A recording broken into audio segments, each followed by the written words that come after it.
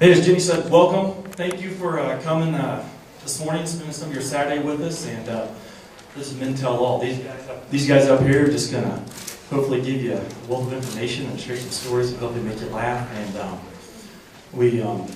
when Jenny asked how many of you men were dragged here, I only saw a few of you raise your hands, so I know you're lying. It's okay, I was in your shoes at one point, so hey, if you showed up just try to win an autographed football from Derek Johnson or bring him flowers or win an iPad that I hear is being given away in the hallway, that's okay, because that's fine. But today, these men, they're just going to share with you some stories about different aspects of infertility, adoption, how to deal with bad news, male factor infertility. They're just going to cover it all. And so really quick, we're just going to go down and I'm going to introduce each one of them to you. And fellas, if you just want to give a quick, just one sentence, just kind of your story, that'd be great. We got Dustin. Hi, I'm Dustin. I'm the husband of Allison. She's not in here anymore, actually. So you saw her story, and just really actually very happy to be here and help you guys out. So that's why I'm here. I'm Jason Hayes. I am Nicole's husband, and we've been through it for several years now, and we all kind of know exactly what you're going through. So we just want to be here for you guys to know that you got some kind of support. Glenn. My name is Glenn Stack. I am Megan's husband, and as you saw in the video, yeah, we've been going through this since about 2008, so very fortunate to have a couple boys at home now. But yeah, anything that you guys are going through, we've been there, done that, and welcome any questions you guys have throughout the day. We got Ryan. I'm Ryan. Jacqueline's my wife, and a couple years ago, I was one of the guys that was dragged here. Woke up early in the morning on a Saturday, and told to come, whether I liked it or not. We have a lovely daughter at home who's hopefully still sleeping. It's nice to come here and see. If you look around, there's a bunch of guys here that are going through the same thing, so don't be ashamed. And also, I won a nice point and shoot that year that I came, so it was awesome. Chris. My name is Chris Edmond. My wife is Carrie. We started about 2010, right after we got married. We've had a couple failed IUIs, but this is our first year being here, doing this, and we're just here to learn probably as much as you guys are about it. Thanks. Yeah. My name's Nick Shimwell. Angie's my wife. We've been going through infertility since 2007 when we got married. Kind of like Ryan, I got drugged to the first one of these that they had. That was my divorce day that I sat in the back of the room and couldn't wait to take the door as quick as I could. Actually, I'm glad I didn't, because this is a great group of guys, and there was such a emotional aspect from a guy's standpoint when your wife is having fertility problems, or the guys have fertility problems, and it touches every facet of their life. So I'm here for you guys if you guys ever need to talk or anything. So. And then on the end, we actually flew in Big Poppy, the designated hitter for the Boston Red Sox. Now, he's a Dr. A.J. Nangia from KU Med, and he's close to my heart because he helped us have our son. Some problems I was having. So thank you. I have a unique position. One is my accent. Actually, it's English, just so everyone knows. But I also am a husband of a couple. My wife and I couldn't have children. So I've been there, done that, and I was blessed to be in training, and in my training as a urologist to help others. And if anything, I will tell you this is more a job of passion and vocation than any money can ever pay. So my wife and I couldn't have children for 3 years during my residency, and that laparoscopic surgery for endometriosis, natural conception, miscarriage, pregnancies couldn't happen again, then triplets. So Big Puppy has a whole new meaning in my life. And if anyone knows, this is a trivia question, does anyone know what number, who Big Puppy was, or is, excuse me? 34. Who is it? 34. 34. That's it, 34. All right? And that's the age I was when we had our triplets.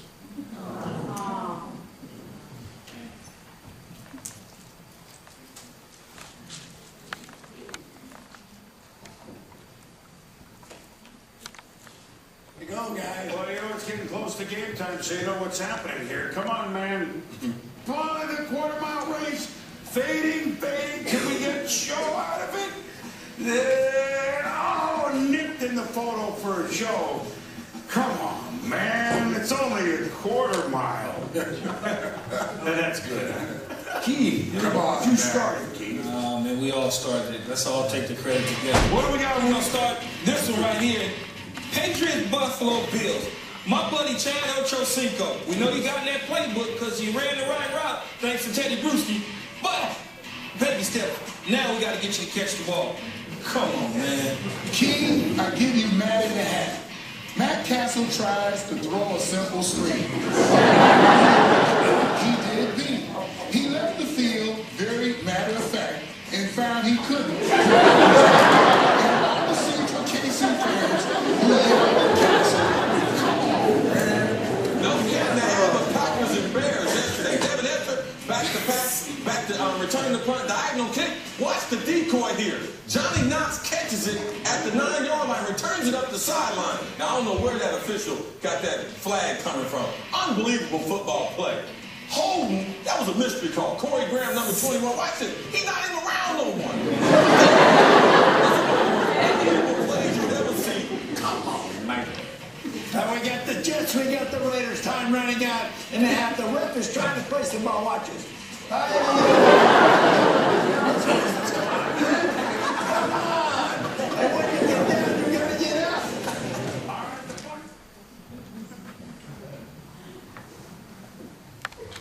You know, a friend once told me, if you want to get pregnant, all you need to do is go on vacation. Come on, man. Well, a friend told me just to relax and it'll happen. Come on, man. Well, a friend told me to switch from briefs to boxers. Come on, man. All right, fellas. I want to hear you guys talk about some of the emotional aspects of this infertility thing. So one of the big issues that comes up early on in the infertility journey is, are you going to tell anybody? Who are you going to tell? How much you're going to tell them? All that kind of stuff. So, Ryan and Nick, you guys want to share some of that? I'll go first. I think when we originally started trying, we found out that we weren't going to be able to do this naturally. For myself, I thought, well, this is a very private thing. I don't want anybody knowing. You know, it was none of anybody's business. Whoever asked. And then there came a point where just too many people were asking. You know, my mother-in-law, father-in-law. You know, it'd be nice to have a grandchild, and you know, people at work. And originally, I started being the person to take the brunt of that. You know, I was like, I'm not ready. You know, she is, and that was good for a few, like, you know, maybe a year and a half, and then it just kept going and going, and I just started getting tired of being the person to answer that question of why we weren't having a kid. And I think some of the worst, I don't want to say the worst people, but the nosiest people were the people at our church. You know, it was just like, you know, hey, when are you gonna have a kid? Hey, so-and-so has 3 over there. You know, there's people there that seem like they just trip and they pop out of it. And so they're all looking at us, you know, and it's like, no, you know. And finally, we decided, okay, let's just let a few people know. Let's let my mother-in-law know, let's let my father-in-law, let's let my parents know, siblings, those people. And then there were a few close friends. We decided to tell them, you know, that this is why we weren't having a kid yet. And unfortunately, there were some nosy church people that we had to tell because they just figured it out. They, you know, had their ear out there, and slowly they started hearing stuff. So, you know, for us, it was still a kind of a balance between who to tell and who not to tell, and the privacy of it. So yeah, we weren't going to just like, you know, I wasn't going to get on the church website and say, hey guys, we're getting ready to have sex, so pray for us. So yeah, it was still private to a certain extent. It's a hard act to follow. Yeah, like I mentioned earlier, I didn't want to talk to anybody about it. You know, I was kind of like, hey, this is our deal. It stays in our home. You know, we got tired of answering questions from everybody. You know, because I'm 6 years older than my wife, so you know, as soon as we got married, Mom's like, hey, grandkids, yeah, we're working on that, Mom. Finally, after about 4 years, well, about 3 years, you know, our friends started asking, and so I felt like we had to talk to people about it. It was kind of interesting though, because some people really wanted to talk about it with us, and some people didn't. Because I think a lot of our friends felt guilty, because they literally could just, like you said, look at each other, get pregnant, and here's Nick and Angie struggling. So, you know, it's a hard thing to talk about with some people. Some people it's easy. So, I mean, it's just one of those. Yeah, Ryan, you kind of touched on it. The big question. I know you guys are all getting it now, your family gatherings and all that stuff. The big question is, so when are you gonna start having children? I know we got it, you know, over and over. So, I mean, Chris, when you get into that question, how do you answer that question? We just use humor to diffuse the situation a little bit. We find that it's the best medicine. It just kind of puts everyone at ease with a difficult question. I mean, can't you just go to Walmart and get a kid nowadays? But besides that, we just you know, it's hard to say this thing over and over and over when you're going to really do it. But we just use humor and kind of laugh off the whole situation. Yeah. And pregnancy announcements. I don't know about you guys, but that's one thing of my wife. You know, my wife is Tammy, by the way. I'm Brett. But those are some of the hardest things. And you know how it is on Facebook. When you're trying to have a kid, everybody, all hundreds of your friends, they're all getting pregnant, every single one. And there was days when I would see a post and I'd go up there and hurry up and delete it and hope that she didn't already see it yet, you know, because I really did. But, you know, it's just part of the roller coaster. That Jason and Glenn, what about you guys? I know you guys kind of have some of the same stuff, you know, going on. Just share some of that. Well, dealing with announcements was absolutely just crazy in my head. My wife heard from all her friends and family, and this person got pregnant, and that person got pregnant, and it was absolutely horrible. And I'm a quiet person, I don't talk a lot, but in the back of my mind, it's always there. I'm always thinking about it. So I'm off at work, I'm off at doing whatever I'm doing, knowing that my wife is in just absolute pain because people are getting pregnant all around. Of course, we're going through this, and my mind's open to it. I see a lot of people that I haven't seen before. Oh, that person got pregnant. I heard this person's cousin got pregnant in Montana who knows someone who knows somebody. So I start to see this myself. And I remember one instance where a person very, very close to me got pregnant. Had no business being pregnant. Just absolutely no business being pregnant. She got pregnant, and I found out about it, and it was just gut-wrenching. I had to tell my wife. I was thinking, how can I keep this a secret from her? Okay, maybe she'll just never see the child. Well, that didn't work, and I had to tell her. And I tried to sugarcoat it. I tried to do everything I could, and saw her sitting there crying, wailing, just in absolute pain, and it just absolutely tore me up to watch this. I'll never forget that.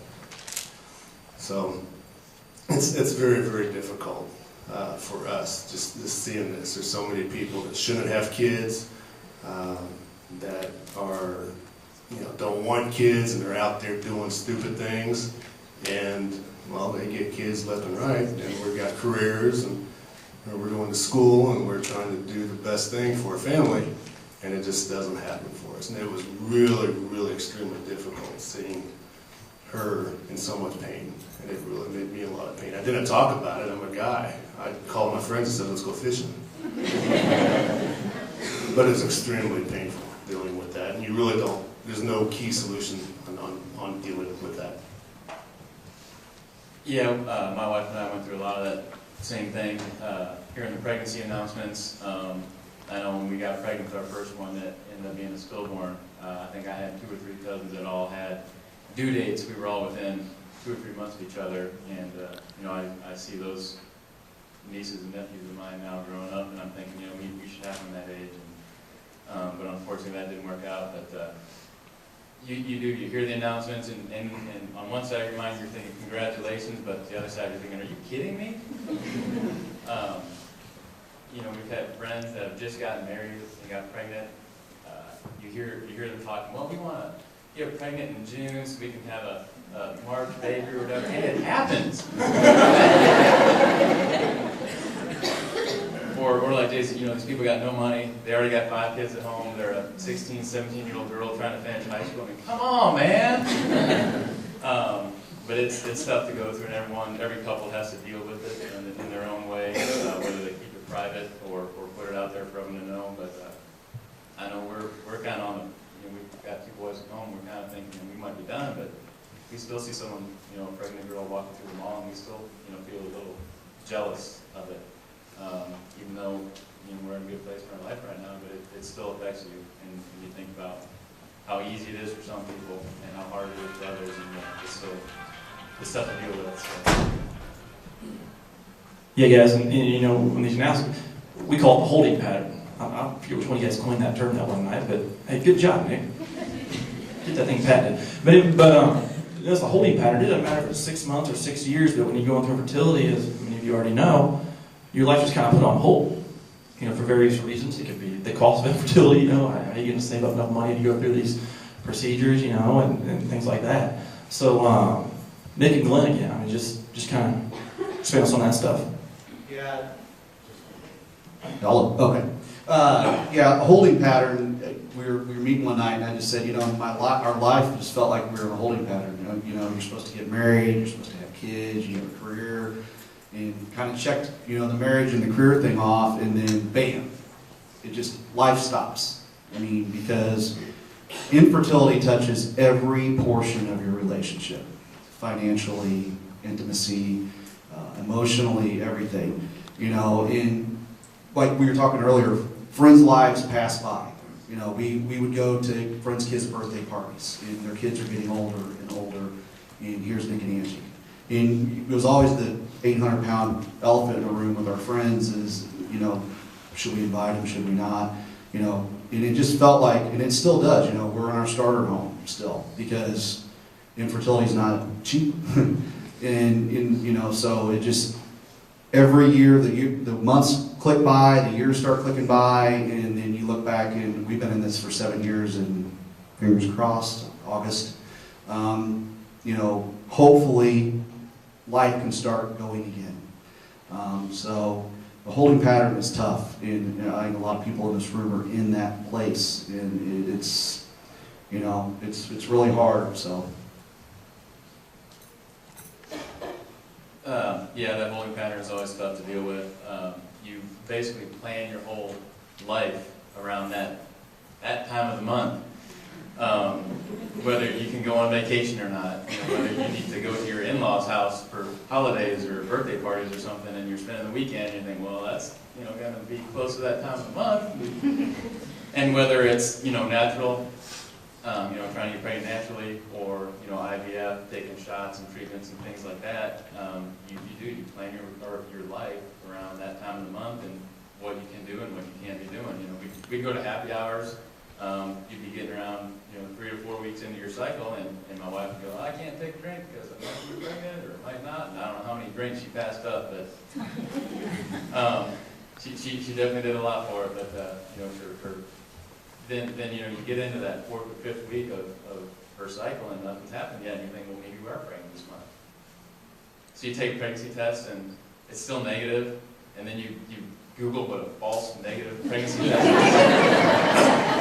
and it shows up there. They're true, but we never had one of those. But then the next couple of days, her aunt shows up. And you got something like that. It is. It's tough on a marriage. And one thing you have to talk about as a couple, you know, with your friends and your family, is how long do you stay on that holding pattern? You know, at what point do you say, all right, we need to do something different, whether it's try IVF, try IUI, adoption, or you at some point think, you know, maybe were not meant to have children, and you kind of learn to deal with your life that way. But it's each couple has to deal with it on their own. Like I said, we've all been there. Obviously, some of us are still there. So it's a tough time in your life for sure.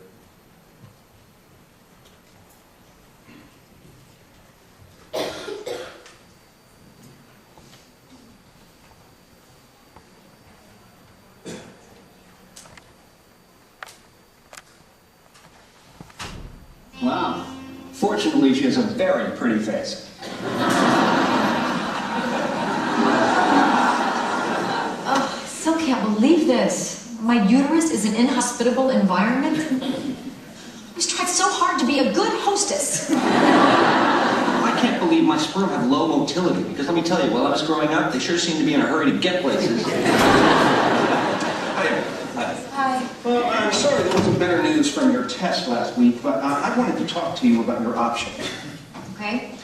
Well, first of all, even though your chances of conceiving through natural means aren't great, you never know. So keep having sex on a regular basis. Ah, damn it! Don't worry, after a while, you'll tune it out. Well, given your situation, the options with the greatest chances for success would be surrogacy or insemination using a sperm donor.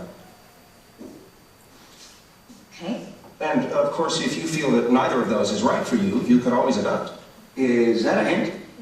He does. We love you, Dr. Connolly, but we don't think we want you to be our child.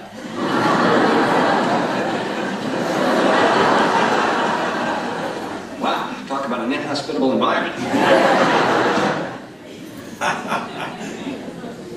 Did you guys hear the doctor say, just adopt as though that's the easiest path, I mean, come on, man.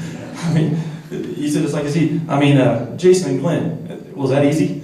Adoption? It was about as easy as IVF. Many people have fears when it comes to adoption. Sorry about that. Many people have fears when it comes to adoption.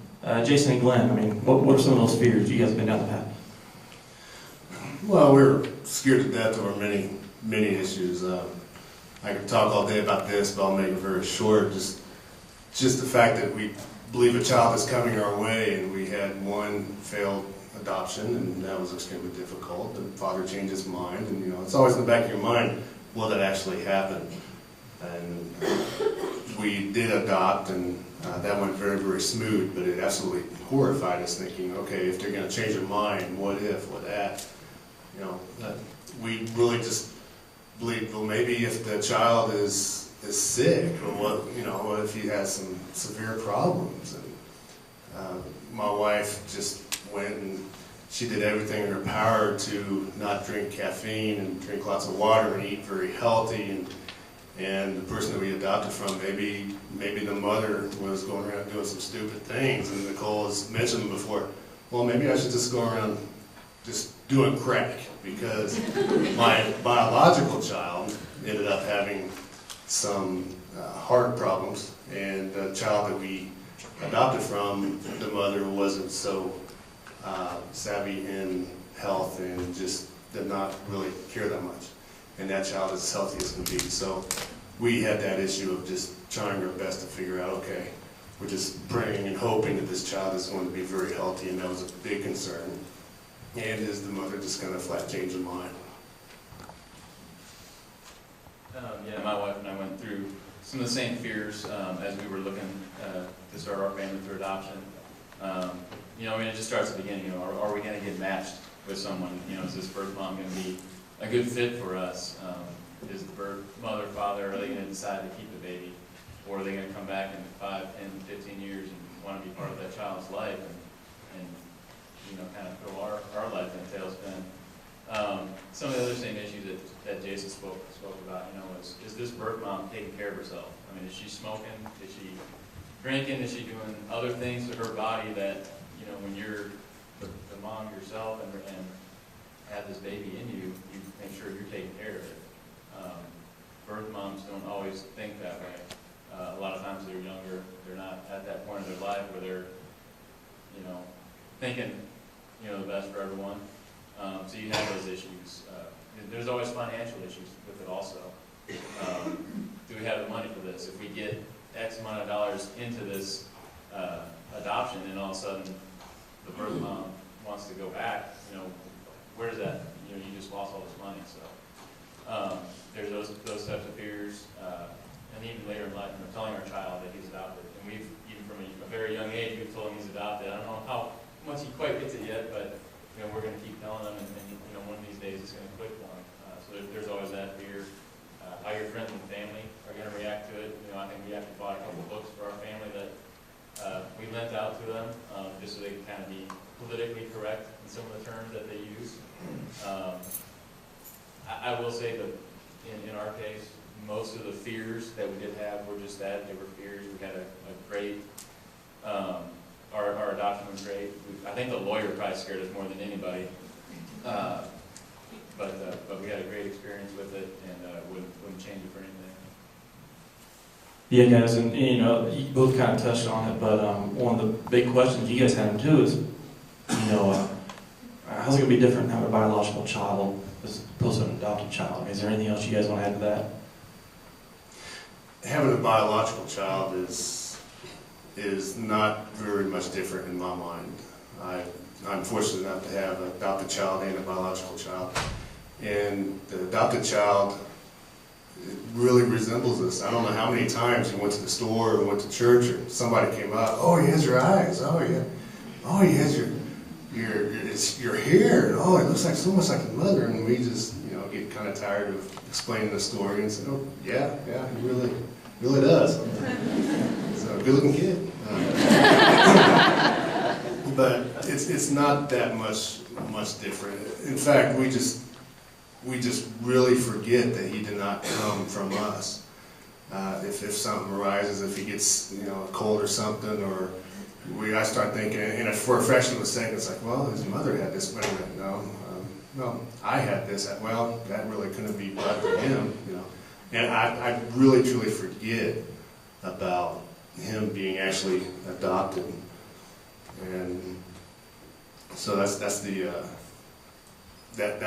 issue with them. I forget that he didn't come from us. They're both my children. I love them both the same, very, very much.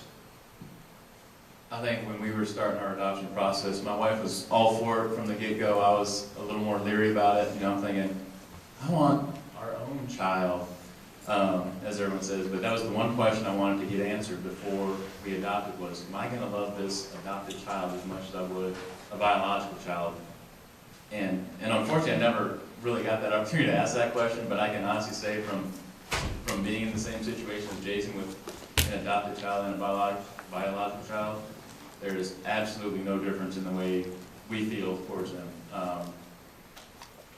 You know, Sam is 3 years old now, and yeah, he may not have some of the physical characteristics of my wife and I, although he does have brown eyes and she has brown eyes.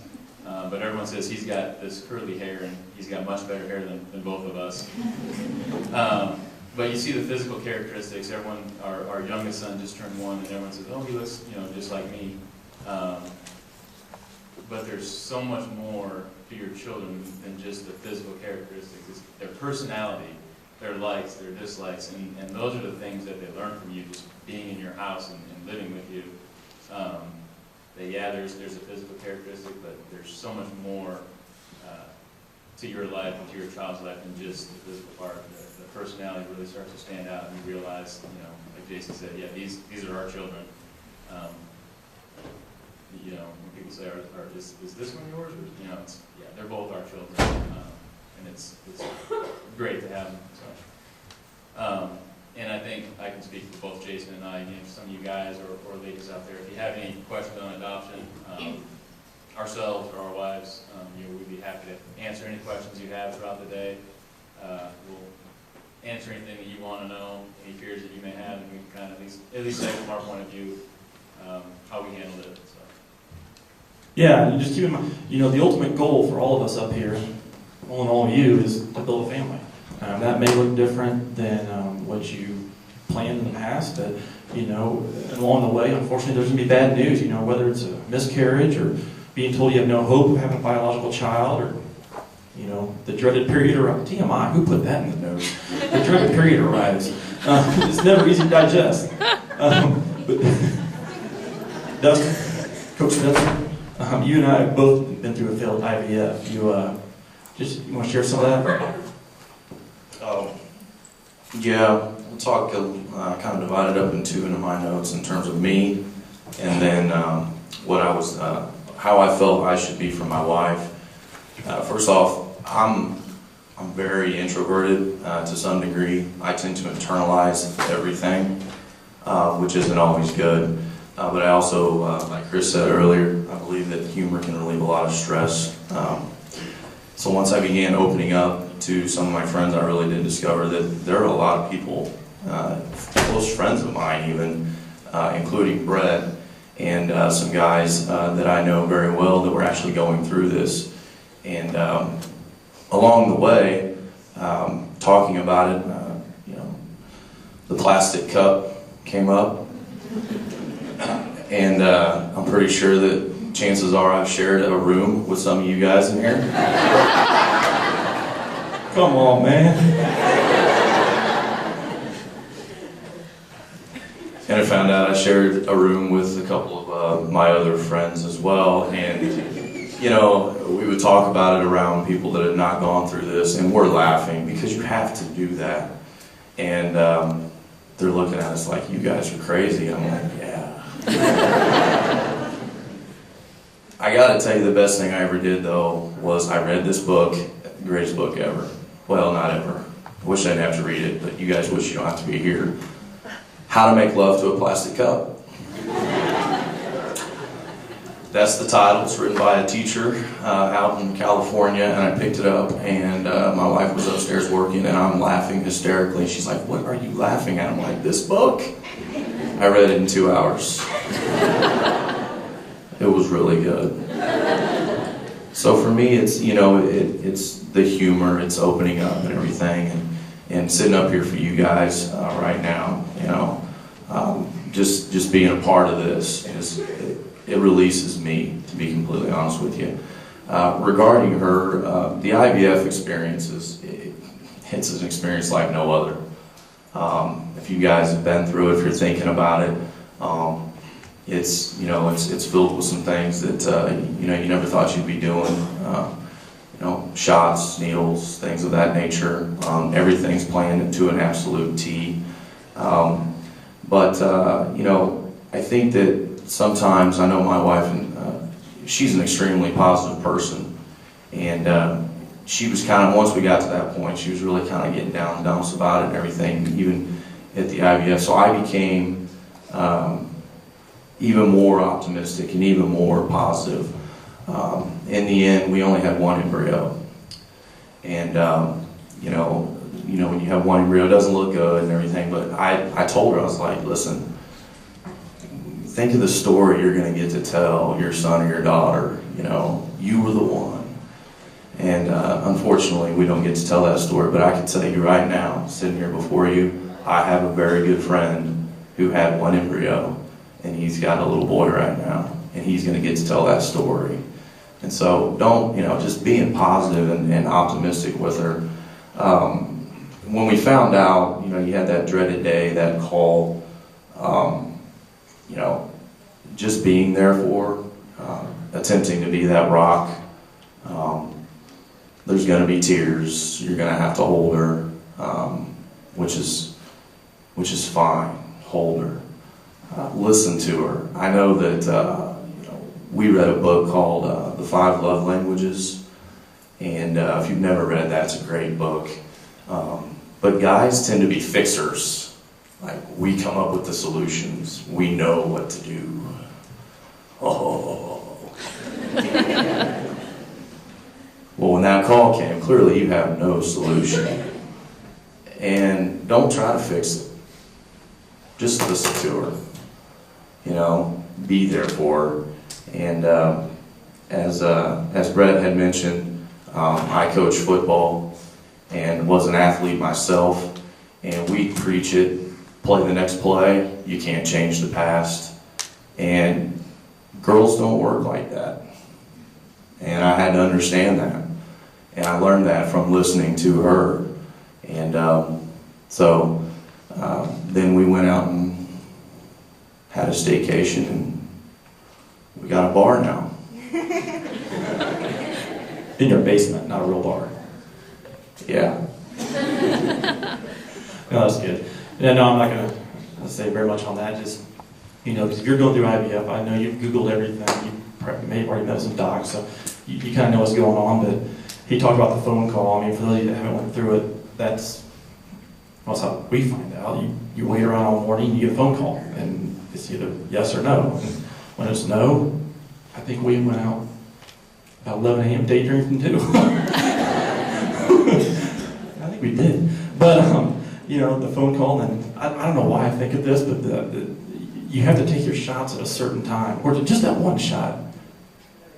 All right, you gotta take shots. See, all right, we were out at, every year, me and my old college buddies, we still think we're young and 21 years old. We play in a slow pitch softball tournament called the Budweiser Brewha out there at Old Miller's Woods.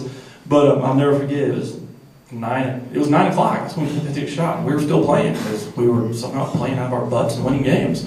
But it was in the middle of a game. We had to go to the bathroom. And you ever been to parks like that? The bathroom is just absolutely disgusting. But we had to go to the bathroom and take our shot. And a couple guys on our team had to guard the bathrooms because, well, you know how it is at softball tournament. Some of you, it's not conducive to giving out gift shots. But we did it. And I don't know why I just shared that story, but it was fun though. And that was around we had June, wasn't it? Okay. Anyway. But one topic that we haven't been through it, but man, my heart just goes out to anybody that has is losing children to miscarriage. And Nick and Glenn, do you guys want to speak to that at all? Kind of dovetailing on what you guys have talked about the shots, and my wife's in the back room there. We've had some interesting backseat of the car. Sorry, we got to step outside, guys. We'll be right back. And finally, our friends, I think, got to the point where they knew what we were doing. But in the room 2. Anyway, we did an IVF cycle, and my wife got ovarian hyperstimulation. And when I say she got it bad. She was in the hospital for 7 days. They took like 12 liters of fluid off of her lungs and down in her ovaries, and but we had twins. We found out she was pregnant, so we're like, okay, we can get through this. I've never seen my wife in so much pain. It was very eye-opening to me. 3 o'clock in the morning, she's screaming because of the pain. But we're okay. We got babies. We're good. Dr. Braybeck, our lovely doctor, she kept coming in. Hey guys, this is I know it's bad, but there's babies there. And part of the reason you're so sick is because of the babies. So we saw that as a good thing, even though I didn't see my wife throwing up every 5 minutes is a good thing. But, then we got to the point where after about 4 or 5 days, we started really worrying, are these drugs affecting our child? Because they're having to give them to her because she's so sick. And, a feeling of helplessness for me. I'm kind of just the guy that's there holding her hand, telling her that's going to be okay. But I can't do anything about it. And like he said, we're fixers. That's guys' mentality is, how are we going to fix this? We got a plan, we're going to stick to the plan. And the thing I've learned with infertility is there's absolutely no plans or timing or anything else. But she made it through the hospital. They sent her home. We still had twins. She started to recover. Everything was great. We went in on a Friday. They did a scan. The babies looked perfect. And Saturday morning, she came in. At that point, we were still having to I was sleeping downstairs because she was still in a lot of pain. But she came in and started talking to me about what she was going to do that day, and she just ran to the bathroom. And she started crying, and it was a Saturday morning. I'll never forget it. And went in, and I knew I know what I saw. I knew, she wanted to keep the hope that, it's not what it is. And since it was Saturday, we couldn't really get a hold of the doctors. We finally did, and come in Monday, we'll check and see. But I knew, and so I had to kind of switch my emotions off. I could feel nothing. I was numb. All I had to worry about was Angela. make sure Angie's okay. And that's kind of how I did all the infertility, because I'm kind of a closed-in guy too. I don't say a lot or talk about it a lot. And we got the news on Monday, and I mean, literally the world just stopped turning. I mean, it just stopped right at that moment, because this was our one. We were hinging on this. This was really going to be our last rodeo, and it's over. And so, having to go through that, comfort my wife. I work my job. I travel the whole state of Missouri, Northwest Arkansas. I'm gone a lot. And a lot of times when the phone calls would come in, I'm on the road. And we did, after we lost the twins, we did some frozen transfer cycles that failed. And, at noon on that day, I didn't even want my phone in the car, because I knew the call was coming, good, bad, or different. And, it got to the point where it failed so many times that she just texted me because she couldn't talk about it. But the main thing is for a guy is to start talking about it again. And you're going through it too, but we're really good at just putting it away to help our wives. So.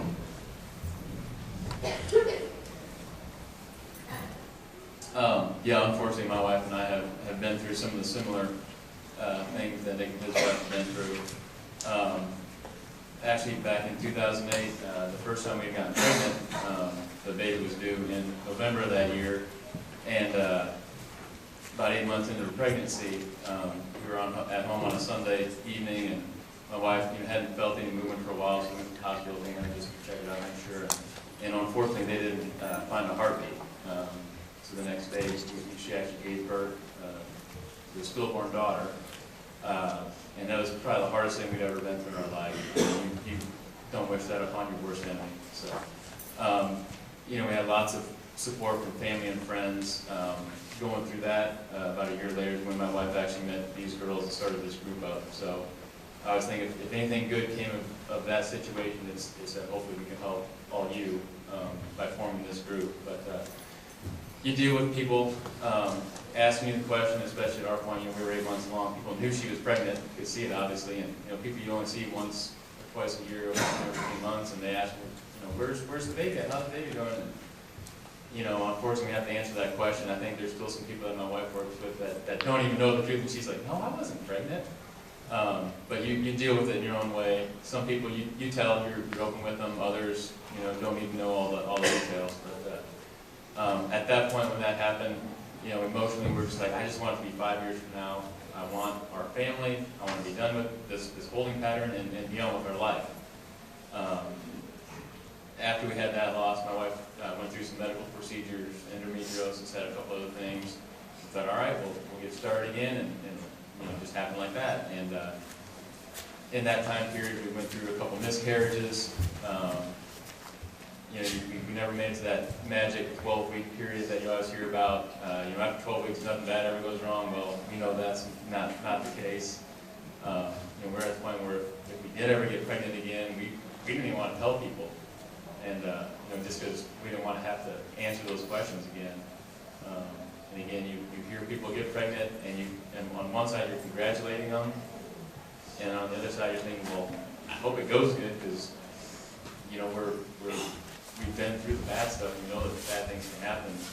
There's sometimes I wish I could go back to being naive and thinking, oh, nothing bad ever happens when you're pregnant after you get to that point, but it does, and unfortunately those things still kind of go through my mind. But and like we said before, and you saw in the video, everyone deals with it their own way. But this last September was actually 5 years ago from when we had our stillborn, and like I said, I wanted to see what in 5 years our life is going to be like, and fortunately now we've been blessed with 2 children, 2 boys, one through adoption and one a biological child. And I know all you guys are out there sitting, thinking, what's going to happen to us in 5 years. So, we definitely wish the best of luck to all of you, and hope everything good happens. We definitely say, don't give up, and keep trying, because there's always hope out there for you. So.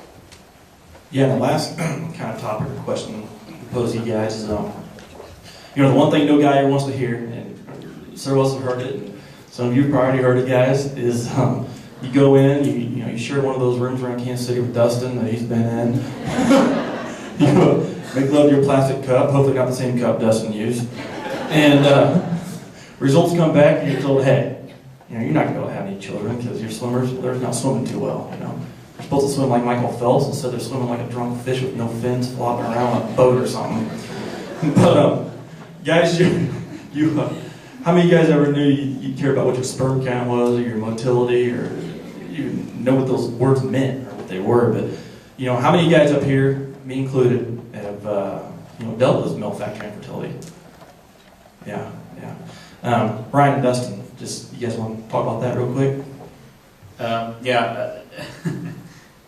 My room story basically was. I'll just tell this quick little story. So, I'd always seen the movies and stuff, they go to that room and there's always some hilarity that ensues, the guy he can't perform or whatever, or I think there's a movie with Billy Crystal where he's trying to get the stuff to the diagnosis center and gets stuck in traffic and has to tell the cop, what's in the bag and all this stuff. So I'm sitting there in one time and, I'm trying to do my stuff and the wall was very thin, and I could hear all the nurses talking. And then I hear this little girl walk in, and so, hey, sweetie, blah, blah, blah. That just killed me. I think it was the first time, and I remember getting the results back, and I said, I think that was the reason. So we're trying again. It's nothing that you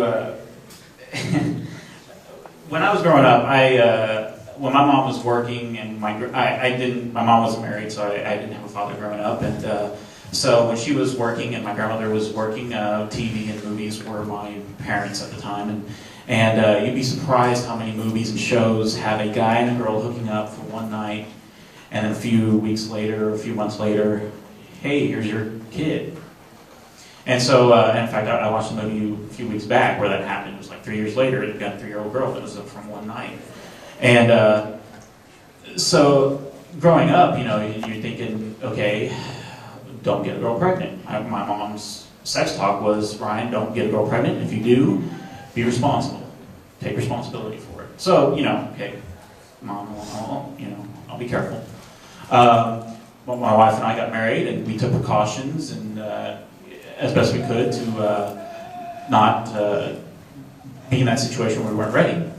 So after we got married in 2003, and about 2011, we decided to start trying, and 1 month went by, 2 months went by, 6 months went by, and a year went by. And that's when I'm thinking, something's not right.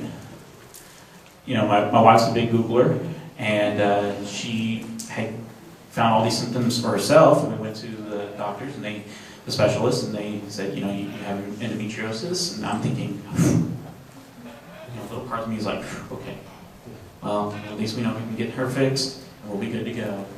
And then they did the cup stuff, and I had a lower sperm count than they would have liked. And suddenly it's, you need to take testosterone pills and boost your levels, and we'll see where you're at next test. And I'm thinking, thanks, Mom. Thanks for not having a dad in my life. Maybe growing up with all those women, lowered my testosterone, too much estrogen.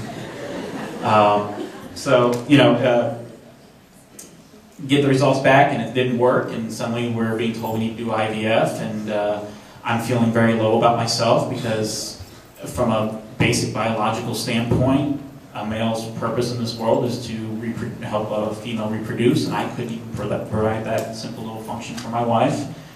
And there were times I felt worthless. And we come here, I get dragged here on a Saturday morning to this conference in 12, I think it was, 2012, and I'm looking around, I'm like, great, I'm going to be one of those schlubs that I see in the movies, they can't get their wife pregnant, and I'm looking around, I'm like, well, there's a whole bunch of different kinds of guys here, a lot of beefy looking guys, I'm kind of a wimpy guy, and I'm like, okay, well, let's, I'm still not wanting to really, tell everybody that I can't do what I'm supposed to be doing, and we go to Big Poppy's session that year, and I'm waiting for maybe 3 or 4 guys to be in the room with me, and I start looking around, by the time the session started, the whole room was filled. And I thought, this is actually comforting that I'm not the only one here. Like I said, I got a camera out of it, so it's pretty sweet. Yeah, for me, in my first date with the Cub, it was very similar. You could hear people outside and the whole bit, and I tend to take everything in. I've been kind of looking at all you guys all night, or all morning rather, and I'm looking around the room. I'm just like, this is just creepy. But yeah, they got tested. We'll just skip to that part. And they said, you know, you're in the 12 or 14 million range. I'm like, only to find out that that was low, because apparently we can produce millions of them. And that felt a lot like Forrest Gump outside the principal's office. I was about right here, but normal's here. That's kind of how I felt. I guess I had morphology issues as well. Of course, I had no idea what that meant. Now I do, of course. And my first question was, is there anything that I've done in my life that would have caused this? And the doctors assured me that there was nothing that I had done. And I think that that's something, the first thing that pops in your mind as a man. But then the other thing, and this is kind of one of the biggest issues I think that I have with it is, you know, we don't walk around with a cartoon bubble above our head with our sperm count. So everybody can see, oh man, 2 billion, now he's a real man.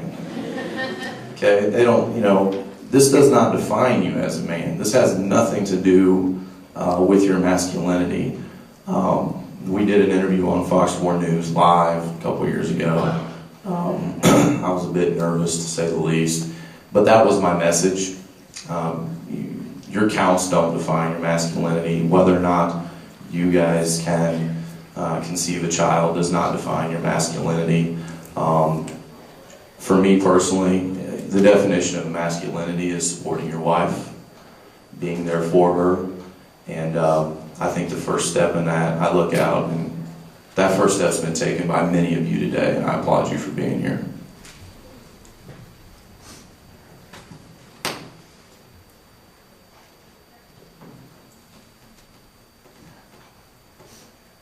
So we had a surrogate, and it's just we tried before we told people, and then it didn't happen, and it's just really depressing. It's really hard on everybody, and so this time we said we're not telling anybody. It'd be just more fun if it's just private between me and my wife, and then we get to introduce you to everybody. And it was great. It was honestly, we didn't like when it happened. We were shocked. Like, we had, like, who do we tell? Sorry, who's going to be mad at us? Like, let's get down. Like, we had to call everybody, and it's so emotional. When you call everybody and you tell everybody like this happens, it comes out of nowhere. Like, what? And everyone just starts crying, and it's just really happy because you know, we tried for a long time. I mean, for 5 years, and I know people have tried much longer. But if there's anyone out there who is trying and just losing hope, and just hang in there. Try every avenue. Try anything you can do, because you'll get there. You'll end up with a family, and it's so worth it. It is the most worth it thing. I'm just so happy right now. I'm free. I love Jimmy Fallon. I never met him. We'd be best friends if he lived here, I think. So if you guys know him, tell him that's why he lives here. But hey, thanks guys. Here's someone who, you know, if you go see him, he's gonna be able to help you out. Like I told you at the beginning, he's close to my heart because he helped me out, and it's part of the reason that we have a son now. But I just want to introduce to you Dr. A.J. Nangia. He's going to give us some professional input.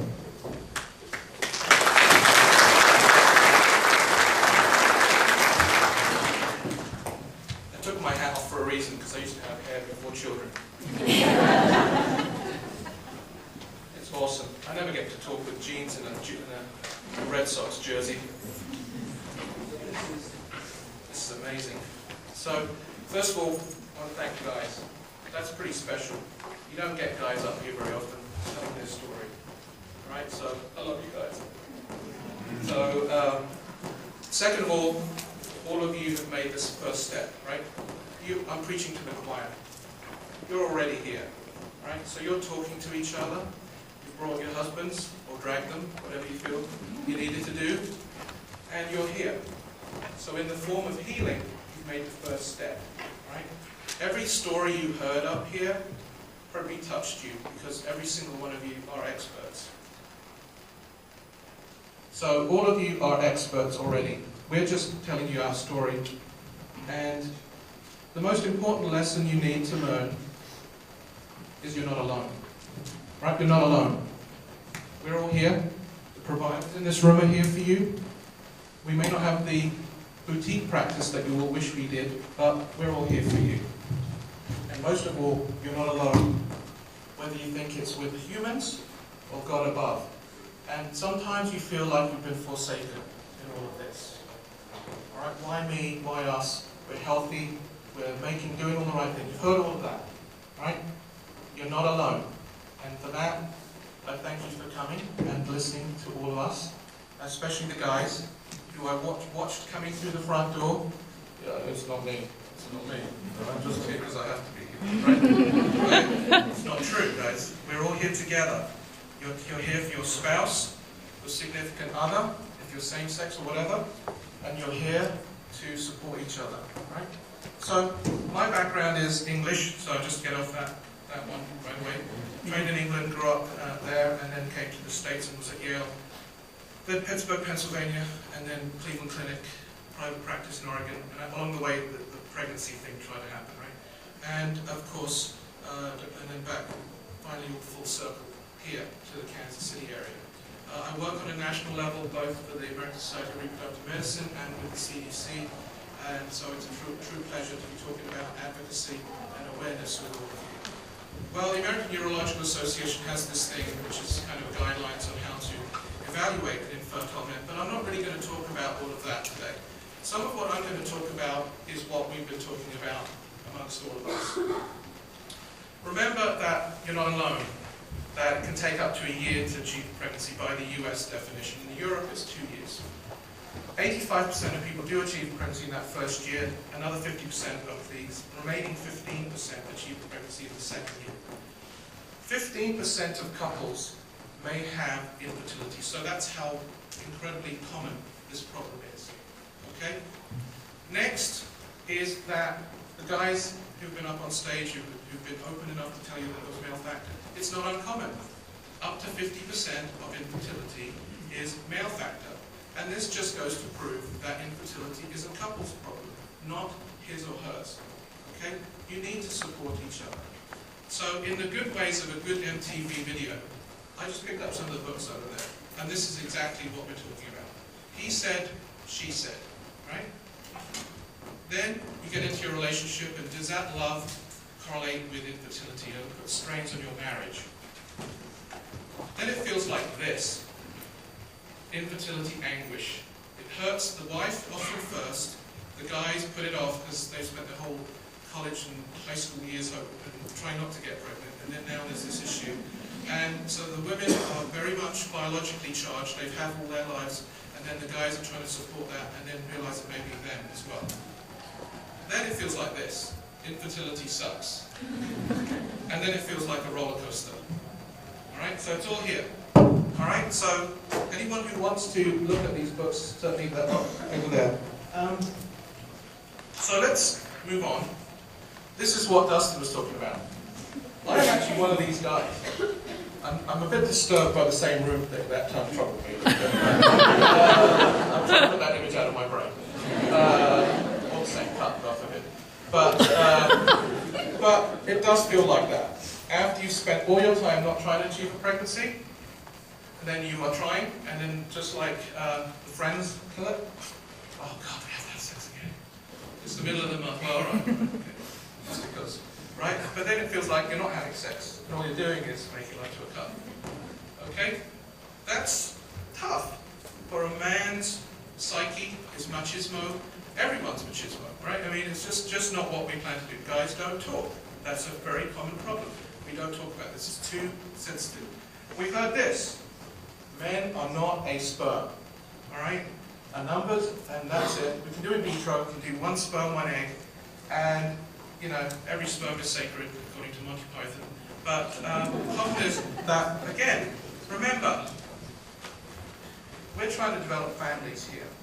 And the guy has a role, and that's, admittedly I'm not talking about same sex here, but in terms of female-female. But the issue is the same. You're trying to create a supportive structure for each other. And the guy is not just a sperm count, right? Right? I said it there. It's not just about the numbers. Men get pregnant with so-called below the normal numbers, under a year, couples do. But those reference values are very, pardon my French, man-made, right? They're humanly made. They're definitions based on statistics. So, fussing about 5% here or there is not the point, all right? It's the big picture. Is it consistently a problem? And yes, that's an important test that we need to look at, okay? Now, there is a reason why guys get evaluated, okay? There are some reversible ways. It could lead to natural conception, and guys don't want to go in there. All guys should be checked out at the same time the wife gets checked out with a significant other. But you also want to maximize the quality of any assisted reproductive technology that you can. It costs a lot of money, so you want to be maximized by the point when you get that point of doing assisted reproduction. But also, guys never see a doctor. We all know that. They're in denial. From the day their mum took them into the pediatrician to their wives took them in for infertility, there's like a 12, 15, 20-year gap. Right? Your dentist knows you better than you do. Most of you have been to the dentist more than you've been to the doctor. Alright? So there are some health conditions that you need to just be aware of, that your doctor may be the first person who ever diagnose it. And there are some genetic disorders. Alright? I'm not going to belabor this, but there were studies done that showed that basically 6% or more of men who show up with infertility have medical diseases. Alright? But remember that it is the first time, and remember, many times it's because your wife dragged you in the door, or girlfriend or significant other. Alright? That's a problem. Guys do what we do. We are stoic, and we're basically resistant to, we're a support structure. We think it's not us. The wife's every month issue, therefore that we're just basically trying to figure out how do we fit in, support, support, support, until the penny drops and it's really a male factor potentially. And then you feel guilty. You feel like, what happened? What did I do wrong? And I'm not a man anymore. Dustin said it best. You feel like that. And that's part of where we need to talk about the change of life, right? When Michelangelo sculpted David, that's what the average man looked like. Now we're big. We're bigger. We're not necessarily faster. We're just bigger. Our diet and our lifestyle, texting, tweeting, you name it, we're never sleeping. And the real reasons are many-fold. Now, I don't have time to go over all of these because of the time constraints. But I'll just say yes, no to these. Yes to diet, yes to weight. It can play a role. Boxers are brief, you heard that. No, it doesn't. Unless you are a sumo wrestler or wears super-duper spandex to hot tubs, yes, that's true. Cell phones, electronics, no, we don't think. Not at the moment, unless you stick your super big electronic device in your crotch or something. In which case you probably just banged it and bruised it. Drugs and smoking, yes, absolutely. We heard about testosterone. Cannot do testosterone while you're having children. Please, I beg you. If anyone's on it, find the doctor and tell them we need to stop it, we need to change it, right? It shuts down sperm production. Alcohol, yes, more in excess. And I usually say this to all the patients I have who see me. If it hurts the head, it hurts the head. So anything that crosses the blood-brain barrier will cross down there and affect the sperm. Toxins, all right? Coffee. I mean, you have to be buzzing, really, to affect sperm, literally. But the fact is, it does increase sperm motility in the dish, but not necessarily when you take it by mouth. Lubricants. There aren't any good lubricants except for one, and I don't speak for that company, but there is one called Pre-Seed that's been shown not to kill sperm. Every other lubricant kills sperm, all right? Especially when you say, oh God, again, we have to do it every other day, in the middle of the month, and we're not kind of, it's just after work, and it's whatever. It's kind of getting hard for you guys because of the timing of intercourse, then you need to do it. Supplements. 20% of testosterone boosters out there are laced with an anabolic steroid. That's a $32 billion market out in the world. Do not do testosterone boosters, all right? Supplements, I'm talking more like vitamin A, B, C, D, E. Every single one of them has some role in sperm production. Never a perfect world, it's not absolute. We get a lot of this stuff from our diet, but I'm a big believer in men taking folic acid because it's just like the male prenatal, if you will. It's a building block for your DNA, all right? So I'm rushing through this, there's not enough time right now to go through it. But remember, Dustin said it too. Not all bad thing in a person's life causes infertility, but do need to be investigated. I had a clip from Good Will Hunting. Do anyone remember? Matt Damon's talking to Robin Williams in his office. And Robin Williams keeps going to him and says, "It's not your fault." He goes, "Yeah, it is." He says, "It's not your fault." And eventually Matt Damon breaks down, starts crying, and he opens up. That's what guys do. They won't do it until you challenge them and you call them on it, but you do it in, ESPN kind of way, or you do it in some way that they will open up. Okay? That's the problem with guys. Right? They don't do this other one where it says, "Oh, well, actually, I feel a bit teary and vulnerable right now." They don't do that. But they will. They will if you approach them right. And if they do feel like that, right, they'll check their hormones, check their estrogen, check their thyroid, check their... And I joke about that, but a guy walked in and said that. I feel really teary, I'm kind of Bambi movies. He had a brain tumor. Alright, he had prolactinoma, but that's just beside the point. But the point is, we are men, all from Mars, and we love from Venus, right? So we have to break those barriers down. Right? Just a quick thing. Papers have been written about it, not very many, but that's the problem, is that male factor infertility is an important clinically significant predictor of sexual and personal strain, independent of age, race, religion, household income, education, and prior fertility characteristics. Why is that? Because reproduction is as close to your heart and the biology of living that you can ever make it. Alright? It doesn't matter where you come from and who you are, it touches all of us. And that's why, especially guys who kind of hold it in and have PTSD a little bit, are often the last victims of all of this. So, but you do need a diagnosis. And whether, unfortunately, 65% of it is undiagnosed, and why I certainly live in a universal system, is why it still needs to be worked up. And if you cannot, that's fine. We've got assisted reproductive technology anyway, that's great. Just sometimes even that doesn't work, and there are all sorts of reasons. So, remember, it's an unrecognized issue. For the organizers, who I love to death of this meeting, I thank them for having a male factor session, and all of you who are attending, I appreciate that also. So it can feel like you're at the bottom of the canyon some days, and I've been there. 3 years, supported my wife, you heard it from the guys. Then one day, you get to do this. You get to visit the canyon. All right? I have triplets. Let me tell you, I have PTSD. My wife threw up the whole of her pregnancies, and it was miserable. And I prayed to God, not for me, for my wife and my unborn children. All right? That's all guys have left with some days. All right? I'm not a man of deep faith, and I feel like some days it's forsaken me. But I will tell you that there is lining to this cloud. All right? For one way or another. You've heard adoption, you've heard donor, you've heard everything. It's there for you. We're here for you. All right? Kokopelli, ironic. Kokopelli is the god of fertility from the Indian world and Aztec world. So there we are. It can be done. And therefore, I don't know if I have time for questions because we're a little bit behind. And certainly you can ask me or any of the guys outside. Probably should stop, right? We don't have room time for questions, do we? If there are any, a couple, that'd be great. But yeah, we need to keep going. Yeah. So anyone brave enough to ask a question? Oh, the Red Sox guy. Okay, all right. Boston Straw. Right. Sports supplements like working out and stuff. Can that? No. Right? Because just like I said, not because I don't believe in them, there's a very black and white answer there. Why? Because I don't know what they're laced with. None of the supplements you get over the counter are FDA regulated. They have some rules about making them, cleanliness and all of that stuff, but there are no rules about what exactly they do. And some of them are extracts of an anabolic. So I just say stay away from them. Just take a multivitamin and folic acid. Any more questions?